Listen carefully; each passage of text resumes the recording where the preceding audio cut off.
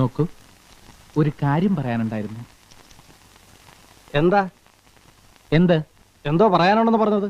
നിന്നോടല്ല, നീ നിന്റെ ജോലിയുടെ. ഇത് റിഹേഴ്സലാ. അവൾക്ക് ഞാൻ ഇന്നൊരു എഴുത്ത് കൊടുക്കാൻ പോവാ. അതിന്റെ റിഹേഴ്സൽ. എന്തൊക്കെ സംഭവിച്ചാലും ഈ എഴുത്ത് ഞാൻ ഇന്ന് അവൾക്ക് കൊടുത്തിരിക്കും. എന്റെ എഴുത്ത് വായിച്ച അവൾക്ക് മറുപടി തരാണ്ടിരിക്കാൻ പറ്റില്ല. കാരണം എന്റെ ഹൃദയമാണ് ഞാൻ തുറന്നു കാണിക്കാൻ പോകുന്നത്. നീ ഹൃദയമല്ലേ, അല്ലാണ്ട് കക്ഷമൊന്നുമല്ലല്ലോ തുറന്നു കാണിക്കുന്നത്. ഇത് ഞാൻ കാശ് കൊടുത്ത് മേടിച്ചു വെച്ചിരിക്കുന്ന.